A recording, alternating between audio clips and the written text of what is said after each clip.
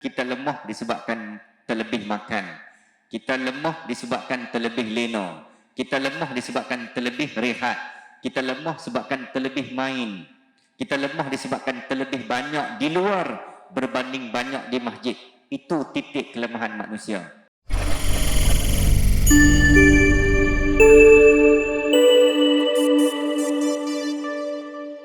Alhamdulillah,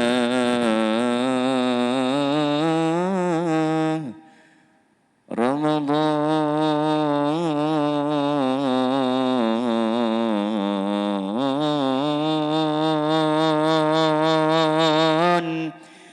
Ramadan tajalla wabtasama, Ramadan zamanul barakah, Ramadan, Ramadan zamanul hasanat, Ramadan,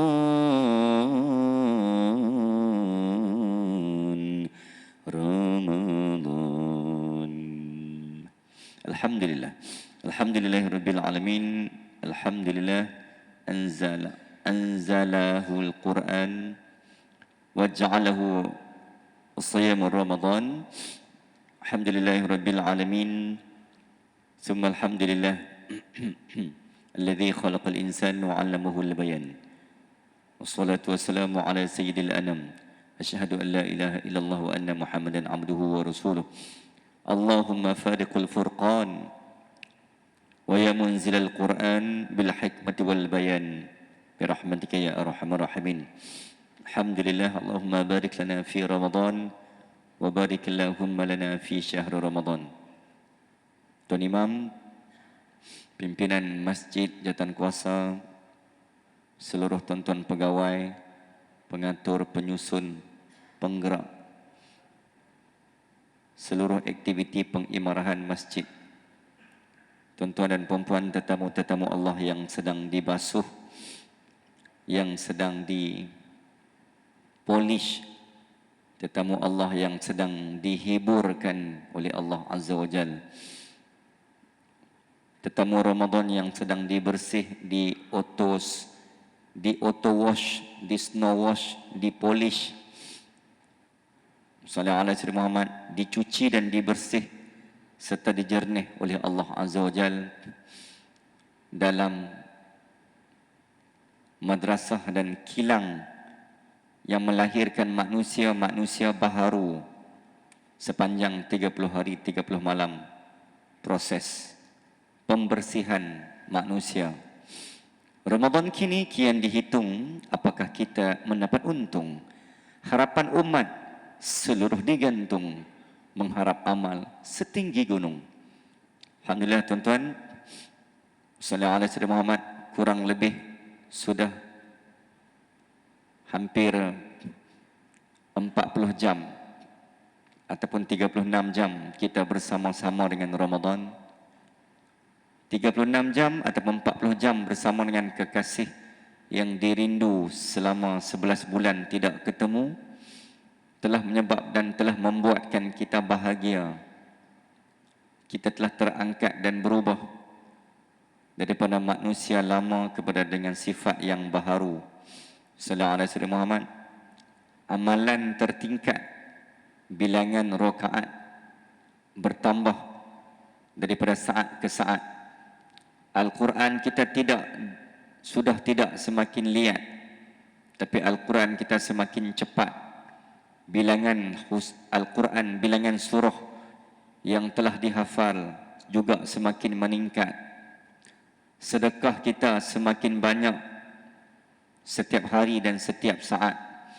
Bilangan zikir kita sudah semakin meningkat. Bilangan juzuk Al-Quran kita juga sudah tertingkat dan terangkat. Alhamdulillah, syukur, inilah yang dikatakan rahmatnya Ramadan, yang telah memberikan kita darjat yang tidak dimiliki dan dipunyai pada bulan yang 11 bulan yang lalu. Alhamdulillah tuan-tuan, insya-Allah dalam ruang waktu kesempatan yang ada pada petang ini, saya yakin bila masuk Ramadan ni tuan-tuan tak larat dengar tazkirah dan kuliah. Tuan-tuan akan jadi ustaz semua ni. Dengan kuliah subuh, dengan kuliah zuhur, dengan asar. Sambung lagi dengan tazkirah tarawih. Jadi bulan orang ramai jadi ustaz ni bulan Ramadan lah. Kan? Bulan yang orang bertambah segala-galanya. Ramai ustaz yang lahir daripada madrasah Ramadan. Dalam ruang kesempatan yang ada pada petang ini, saya nak ambil. Kita nak memberikan fokus tumpu dalam perbincangan.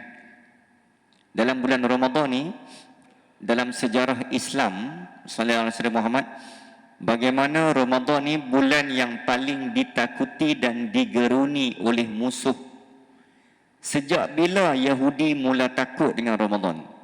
Sejak bila Quraisy antara dua golongan antara dua golongan musuh yang paling awal takut pada Ramadan adalah Yahudi dan Quraisy.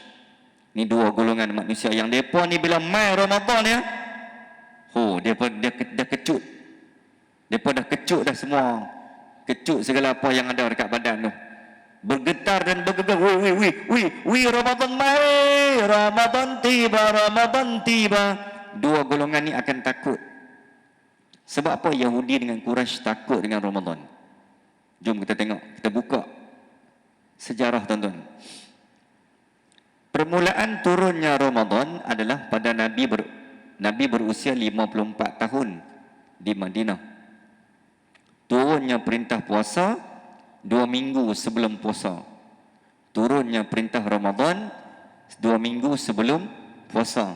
Jadi bermaksud, kalau saya tanya tuan-tuan, 2 minggu sebelum puasa, apa peristiwa yang berlaku? Apa yang ada 2 minggu sebelum puasa? Malam Nisfu Sya'ban lah. Nisfu Sya'ban kan 15. So pada peristiwa Nisfu Sya'ban turunnya perintah Ramadan dan perintah puasa. Tiba-tiba tuan-tuan, baru start puasa ni, baru start nak belajar puasa umat Madinah. Golongan yang pertama puasa adalah golongan Arab Madinah yang bersama-sama dengan Nabi dalam peristiwa hijrah. Tahun pertama Nabi di Madinah adalah tahun dia panggil tahun yang paling bahagia. Sebab tak ada perang, orang Quraisy pun tak main kacau, Nabi pun dah duduk di Madinah. Sebab di Mekah Nabi diganggu, di Taif Nabi dibaling batu. Pindah ke hijrah ke Madinah, tahun pertama, tahun bahagia, tahun healing. Kita lena sampai pagi tak balik, tak ada orang kacau. Tahun pertama hijrah, dia panggil tahun pembinaan Masjid Nabawi.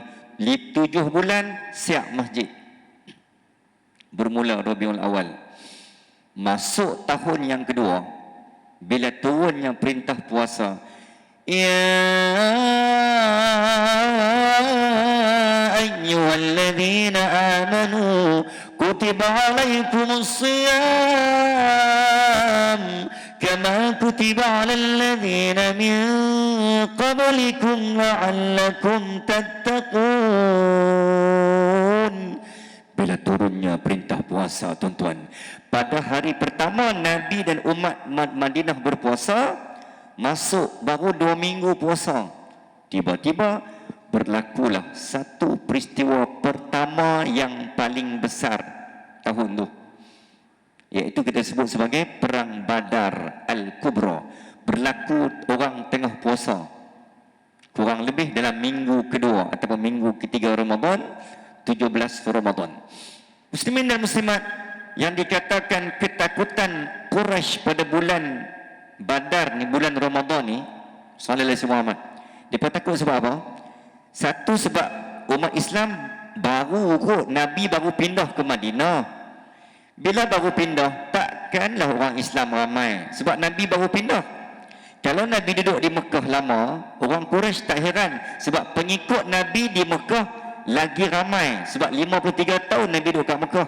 Jadi follower, subscribers, likers Nabi ramai di Mekah.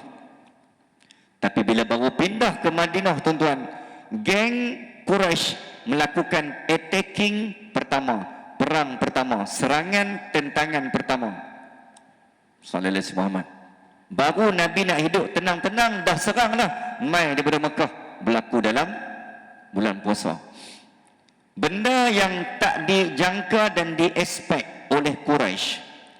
Muhammad ni kalau kita serang memang kalah ha. Dia baru pindah kan, berapa kerat sangat pengikut dia. Dia baru pindah, orang tak kenal lagi Muhammad ni.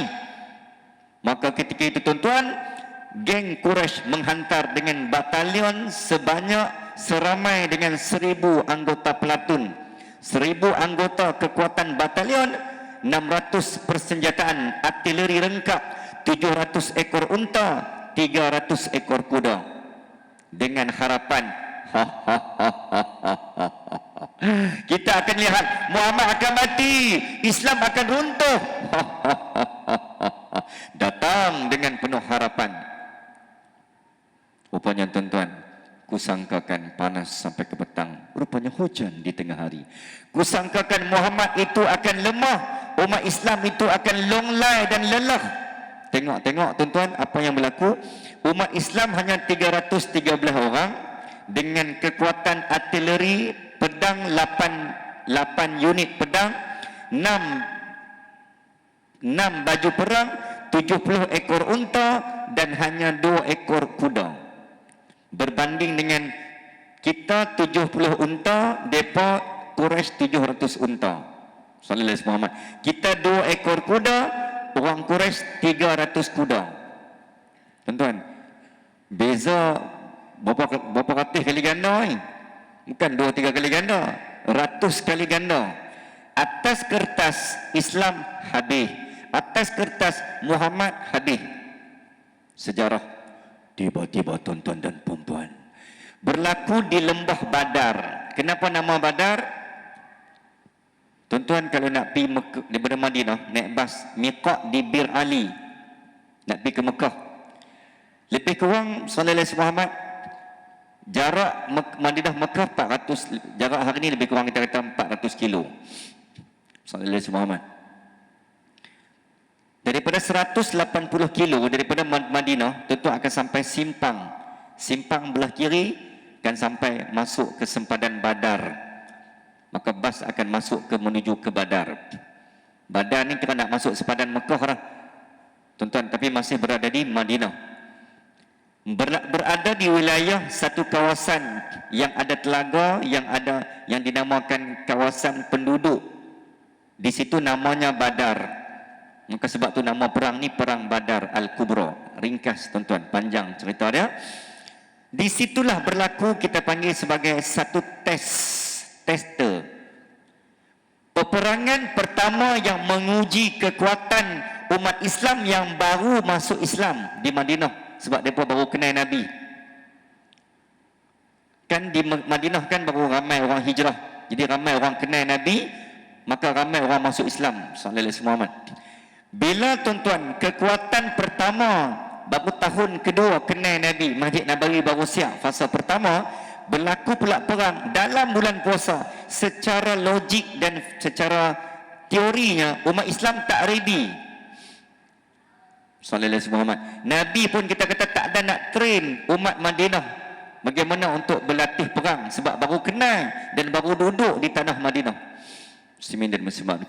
Akhirnya apa yang berlaku tuan-tuan? Dengan kekuatan yang kita hanya 313 orang, 1000 dari tentera Quraisy, disitulah berlakunya perang pertama dan akhirnya panglima perang Quraisy yang paling world number 1, Abu Jahal, tumpas.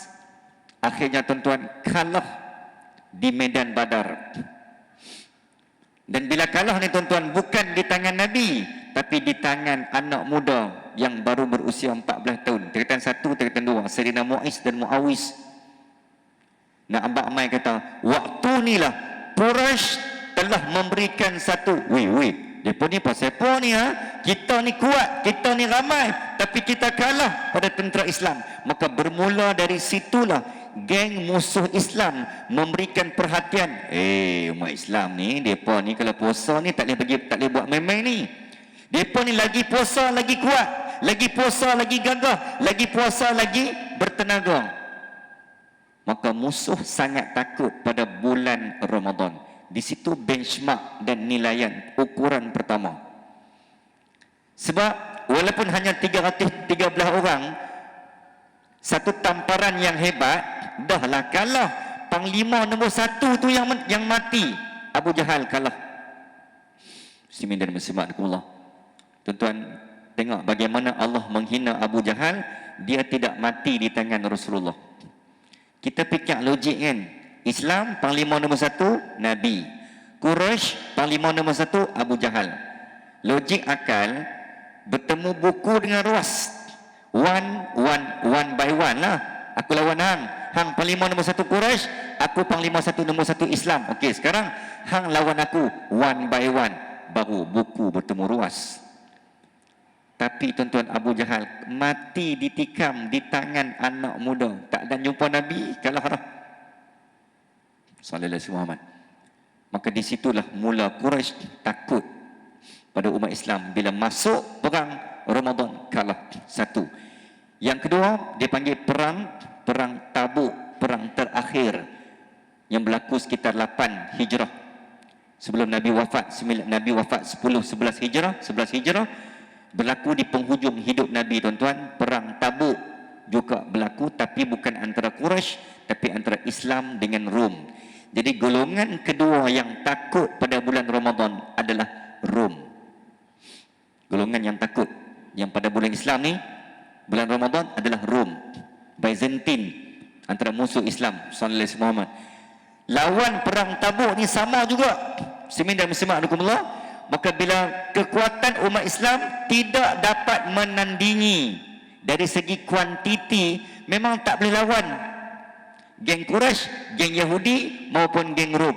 Tapi dalam perang Tabuk, muslimin dan muslimat rahimakumullah, sekali lagi Allah berikan kekuatan kemenangan walaupun kita sikit dari segi kuantiti dan juga senjata api ataupun senjata artileri. Dua. Jadi Rom dah mula takut. Bila Ramadan sampai, memang kalah kita, umat Islam menang. Sama juga benda yang berlaku pada perang Konstantinopel. Perang Konstantinopel, tuan-tuan, pertembungan antara Turki, Daulah Uthmaniyah dan juga kerajaan Rom Byzantine, bermula 6 April 1453 sallallahu alaihi Muhammad. Peperangan yang menjangkaui 53 hari.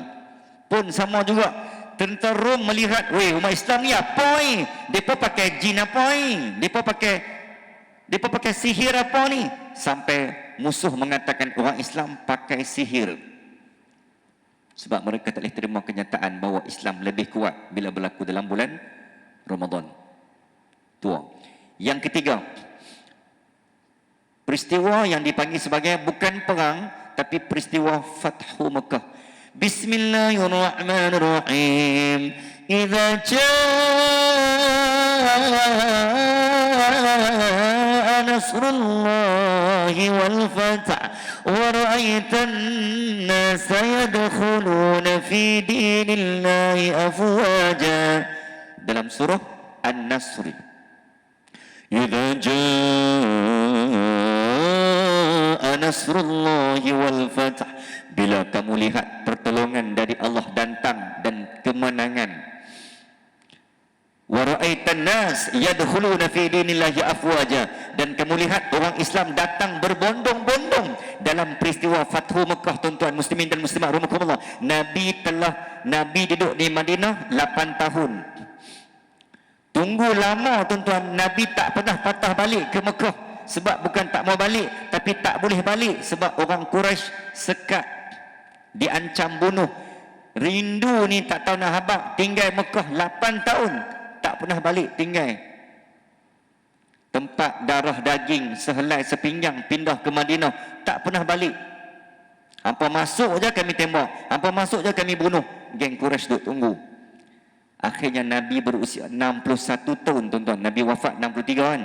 61 tahun dalam peristiwa Fathu Mekah, bersama dengan segerombolan 10,000 umat Islam Madinah. Tu pun bukan nak berperang, bukan bawa senjata, hanya nak psycho bagi takut. 10,000 tuan-tuan dan perempuan, datang dengan penuh kekuatan melalui pintu belakang. Kalau tuan-tuan datang dari pintu Ma'la, siapa pernah pergi umrah atau haji, ada waktu tuan-tuan naik ziarah tambahan kan, ziarah nak balik ke masjid, tuan-tuan balik ziarah Jabal Rahmah, Padang Arafah, masyair haji dan umrah tu, tuan-tuan balik bas kadang dia bawa mai ikut Ma'la ni apa? Tempat makam Sayyidatina Khadijah dan juga Sayyidatina Maimunah. Berapa orang isteri Nabi wafat kat situ. Perkuburan Ma'la di Mekah. Daripada pintu situ tuan-tuan akan nampak satu pintu masuk ke Masjidil Haram. Tuan-tuan akan nampak Masjid Ar-Rayyah, Masjid Bendera, Masjid Jin, laluan belakang. Nabi masuk melalui pintu belakang tuan-tuan. Ketika itulah tuan-tuan, Quraisy mereka kan conquer Mekah. 360 berhala Nabi mai dengan tujuan hanya nak menghancurkan berhala Lata, Uzza, Habal, Manat yang Nabi tak berjaya hancurkan berhala di sekitar Kaabah. Selama 53 tahun Nabi duduk kat Mekah, Nabi tak berjaya. Allah tak izin, kekuatan belum ada. Pindah ke Madinah, kumpul kekuatan umat Islam, makin ramai. Pindah pula ke Mekah, 10,000 tuan-tuan datang pintu belakang hanya untuk memusnahkan 360 tokong sekitar Kaabah. 10,000 mai masuk pintu belakang, Nabi buka. Sallallahu alaihi Muhammad, ketika itulah Nabi buka dada Nabi. Sebahagian ni nak menunjukkan bahawa hampa jangan main-main, hampa ingat kami lemah umat Islam. Daripada Nabi buka dia panggil ittiba. Bila kita nak umrah, kita nak tawaf, kan kita disunatkan buka sedikit dada. Sejarahnya adalah bila Nabi mai melalui pintu belakang tuan-tuan nak masuk ke Mekah untuk nak hancurkan 360 berhala, Nabi ittiba, tunjuk body, tunjuk sadu. Macam saya lah, lebih sadu tu lebih kurang macam saya lah. Nah, abang tu kata sadu. Ni terang ni kata sadu ni. Nabi buka ittiba. Tuan-tuan, geng Quraisy tengok 10,000 tentera mai. Dia saikur, mai manoi kekuatan umat Islam ni 10,000 dengan nampak badan yang hak sadu ni. Daripada situlah tuan-tuan, orang Quraisy semua tak berlawan, semua masuk pintu rumah masing-masing. Akhirnya Nabi sampai masuk ke betul-betul depan Kaabah. Nabi hancurkan 360 berhala.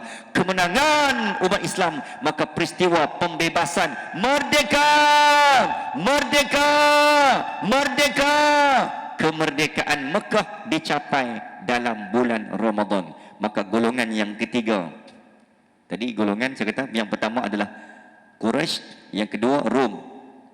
Saya tengok yang ketiga, siapakah golongan yang paling takut dalam Ramadan ni? Sekali lagi, Quraisy melihat, Ramadan ni tak boleh biar ni, depa ni umat Islam ni dahsyat ni, sehingga kan Mekah berjaya dibuka dalam bulan Ramadan. Muslimin dan muslimat rahimakumullah, daripada situlah sejarah, dari bertitik tolak daripada situlah maka setiap ibadah tawaf kita pun ittiba, buka, tunjuk. Nak abang main apa, jangan main-main. Umat Islam ni ingat lemah. Bulan puasa ingat kami lemah. Itu dia punya simbolik, metafora. Tuan-tuan, apa lagi? Perang Khaybar. Sallallahu alaihi Muhammad. Ada beberapa perang yang lain yang berlaku, tuan-tuan, muslimin dan muslimat rahimakumullah. Contoh macam perang Khandaq.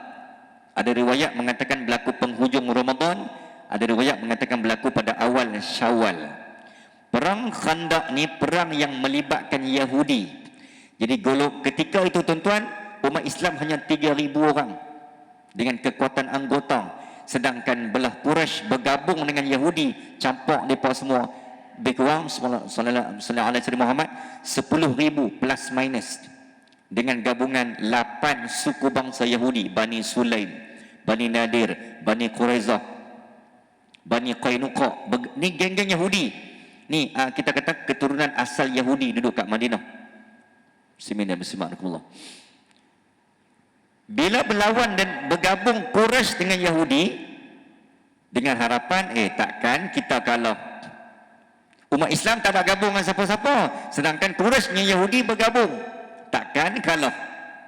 Macam dengan perang sekarang, tuan-tuan, Brigade Al-Qassam tak bergabung dengan siapa-siapa. Mereka berdiri di atas kaki sendiri. Nak bergabung dengan siapa? Semua orang tak boleh nak masuk sempadan. Sedangkan tentera Zionis Israel, mereka bergabung dengan US, dengan NATO, 10 negara yang pro Amerika, pro Yahudi, pro Israel. Mereka bergabung 10 in 1, berlawan dengan Brigade Al-Qassam yang hanya berdiri sendiri. Akhirnya 75 tahun, tuan-tuan, hak bergabung ni tak berjaya mengalahkan Brigade Al-Qassam yang hanya berdiri sendiri. Macam itulah sejarah Islam. Bergabung 8 suku bangsa Yahudi dengan Quraisy, 8 plus 1, 9. Lawan dengan tentera Islam yang hanya seketul 3,000, hampir 10,000, 3 kali ganda. Di sinilah berlakunya perang Tarik, Nabi guna Tarik, Khandaq. Di situlah, tuan-tuan, Allahumma salli ala Muhammad, kekalahan kedua terbesar. Kekalahan pertama terbesar Yahudi adalah dalam perang Khaybar 1400 lawan dengan 10,000 Yahudi. Yahudi 10,000, umat Islam hanya 1,400. Kalah, maka golongan yang ketiga yang sangat takut dengan Ramadan adalah Yahudi. Bila ketiga-tiga musuh Islam melihat track rekod sejarah umat Islam ni, mereka ni sebab apa, tuan-tuan? Apa yang ada pada Ramadan? Yang pertama, Ramadan bulan spiritual. Ramadan bulan roh, bukan bulan jasad.